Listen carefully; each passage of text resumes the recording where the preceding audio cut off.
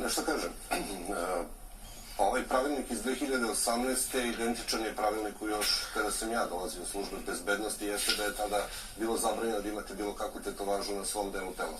Vremenom stvari su se promenile, sama služba je prećutno odobravala sve više takvih pojava gde su tetovaže na vidljivim mestima, gde kao pripadnik policije vi ne bi smeli da imate neku vidljivu tetovažu, baš zato što radite, da kažem, taj neki javan posao gde svojim tim izgledom možete nekom da uverite verska, nacionalna osjećanja ili tako dalje.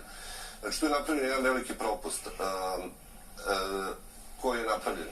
Poznato je da pored psiholoških testova opšte kulture, vi prolazite i pregled celog fizičkog tela na pregledu prilikom prijema u Ministarstvu unutrašnjih poslova i druge bezbednosne službe, kao i prijem u Vojsku Srbije i tako dalje, što znači da je to mnogo ranije propisano. Sad imamo, hajde da kažem, to pomodarstvo iz Evropske unije, gde je sve više policajaca koje možete vidjeti istetoviranih, sa pirsinzima, duga kosa, čak i u uniformama idu i sa bradama. Opet kažem, kao što je kolega rekao, to je sad na ministru. Da li će on izmeniti pravilnik ili ostati ovaj sadašnji pravilnik po kome je to zabranjeno, a evidentno je da je sve više ljudi koji nose tetovaže na jako vidljivim mestima, pogotovo leti kada oni rade u... Ja nisam nikog video. Ja nijednog pripadnika policije nisam vidio da ima javno istrgnute tetovaže. Pa pogotovo kada rade u majicama, koji imaš ih i u spotovima, Moja zemlja i tako dalje. Nigde to nisam vidio. Ja trudio sam se da nađem to, nigde nisam vidio, zaista. Možda sam mislio neki drugi period, ja zaista nisam vidio. Možda nisi ih vidio zadnjih godina dana, ali ih ima ih na ulicama u majicama dok idu video istetovirani. Ali to nije problem, ja opet kažem, meni ne smeta njihove tetovaže. Znači, meni lično ne smetaju te tetovaže svima, samo što, eto, ministar je taj koji bi trebao da taj pravilnik ili promeni ili da zadrže. Sad problem je, imate jako mnogo kvalitetnih policajaca, ljudi koji su vrhunski profesionalci. A koji su već istetovirani, ja? Imate ljude, oni nisu se recimo tetovirali pre ulaska u službu, ali vremenom. Istetovirali su, motivi tetoviranja su razni. Ali postoje način da se te tetovaže prekrivaju. Imaju razne načine, imaju to one rukave koji pokrivaju određene delove tela. Imate 1001 način ako želite da to prikrijete. Problem je što i on kaže jeste ako neko želi stvarno glavu da istetovira, onda ta osoba djelimično ima neki problem. Ruku, vrat, nešto što može biti vidljivo. Sad svako ima pravo na svom telu da ostavi neki vid obeležja, jer ljudi, razni su razlozi. Imate od emocionalnih preko nekih trenutaka u životu koja se nešto posjeća neke dragi ljude koji nisu sa nama, neko je izgubio bližeg srodnika i tako dalje, tako da to su lični motivi u koje ne treba da ulazimo. Sad ovde je više to neka pravna formulacija kako će se to urediti, ali to opet na ministru unutrašnjih poslova. Da, evo da pogledamo kako je u Nemačkoj. Tetovaže policajaca u uniformi kratkih rukava, tetovaža mora biti takva da se može u potpunosti prekriti upotrebom plastera u boji kože ili pudera, tetovaže na vratu, glavi, šakama u policiji u Nemačkoj nisu dozvoljene. Znači, malo pre smo to pomenuli. Znači, naša policija... Dakle, ovde nije reč o nekom Evropskim kodeksom policijske etike. Znači, potpuno u skladu.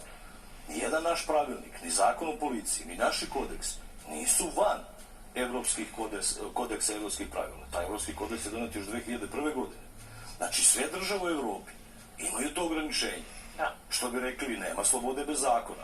A vi znate da ima onih nekih koji se zalažu za ljudska prava i koji kažu, ma to je prevaziđen koncept takozvane stroge policije, strogih pravila. Malo pre smo rekli šta radi policija. Policija upravo ima tu ulogu. Policija čak ima i uslužni deo svoje uloge. Znači vi jedan rating policije, da ga tako nazovemo, da bi razumeli gledalci, pravite u odnosu na saradnji sa građanima. Znači građani su ti koji određuju da li, koji je rating policije, koje je poverenje u policiju i tako dalje. A na nama iz policije da imamo što bolju komunikaciju sa građanima, jer na kraju kraju to je naša uloga. I sad vi zamislite da mi sa takvim podrništavanjem dođemo ispred građanina ili mu se obratimo ili mu pružamo neku vrstu usluga i dođemo onako, ne znam, sa piercingom u nosu, sa nekom frizurom. Vi znate također u Nemačkoj koje vrste frizura su zabranjene. Zbog čega policajci u Nemačkoj momentalno dobiju otkaz? Isto ograničeno zakonom. Znači ne možete da imate frizuru koja podsjeća na neka vremena.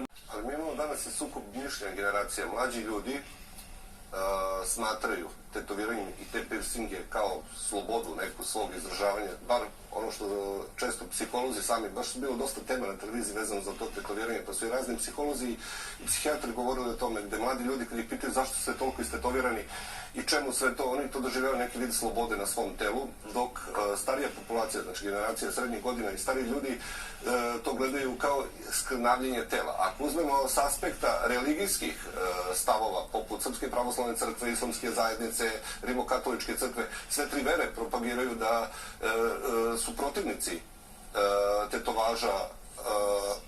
tetovaža na ljudskom telu jer smatraju da je telo izvorno onako kako je od Boga dat.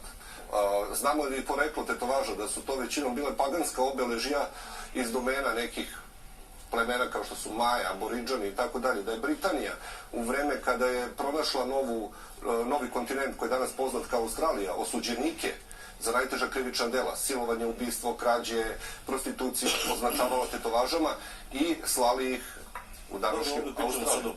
Ne, ali sad pričamo da znamo šta je. Praktično ste saglasni, ali tako? A sad kad pričamo o drugim stvarima, minđuše, piercing, brada... I to je dozvoljeno, to isto definiše pravilnik. Na koji način neko može. Imate operativne poslove policije da čak ti stavovi iz člana 25 koji definiše izgled i ponašanje pripadnika policije, jer oni ne važe ukoliko se policija u tim momentima obavlja određene operativne poslove.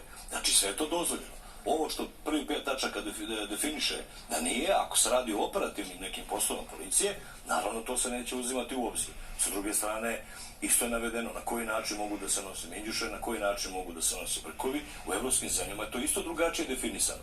Vi ne možete, recimo, u evropskim zemljama, možete da imate bradu, ali ta brada isto mora da bude u okviru tog pravilnika koje su evropske zemlje donele. Ona osob zavisi od zemlje do zemlje. Poverenik da ga pitamo pa ćemo ga zvati zbog čega je on podneo. Pa samo da vidimo šta je diskriminacija, pošto meni potpuno nije jasno šta je diskriminacija. Ovo je jako dobro pitanje. Stvarno bi trebalo ovde da se vidi šta je diskriminacija u ovoj temi. Da, o čemu je zapravo, da. Stvarno bi to trebao poverenik da pojasni. Prvo, pre nego što je podneo predlog Ustavnog suda. Hvala mnogo što ste vidjeli. Hvala i vam.